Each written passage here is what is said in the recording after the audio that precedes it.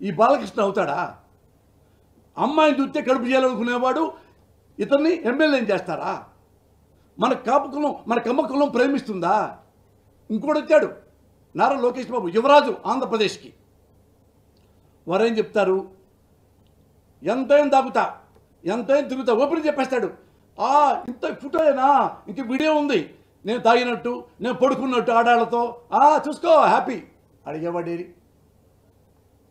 వాడికి దమ్ముంది, ఎందుకంటే మా వెనక ఒక కమ్మ కులం మొత్తం మా కిందే ఉంది అని ధీమా.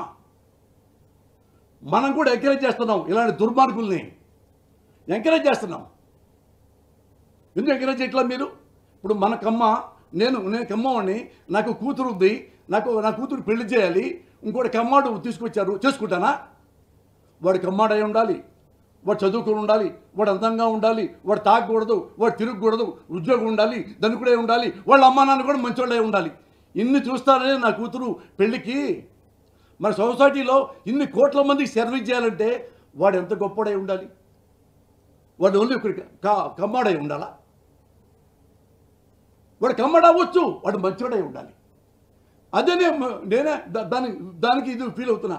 ఏమన్నాడు ఇదే లోకేష్ అనేవాడు, మీరు ఎంత పెద్ద పెద్ద ఎదవలైతే, ఎన్ని పెద్ద పెద్ద కేసులు ఉంటే అప్పుడు రండి, వాళ్ళకి పెద్ద పెద్ద పదవులు ఇస్తా.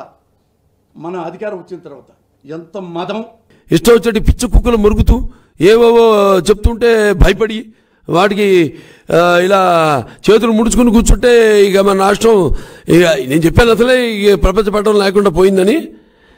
ఇక మన ముఖ్యమంత్రి ఆయనకి గురించి చెప్పాలి, లక్షల కోట్ల పక్షక, అవినీతి అర్భక, పక్షపాతకు రూపక,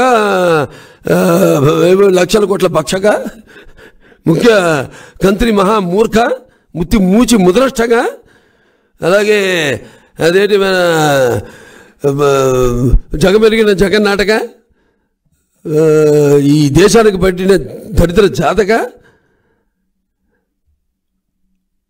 రాష్ట్రానికి రావణ పాలక, ధన మాన చోరక మన ముఖ్యమంత్రి.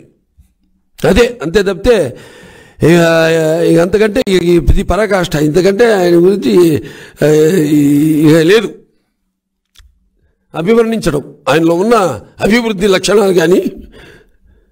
సో ఇది ఇప్పుడు చేసేది.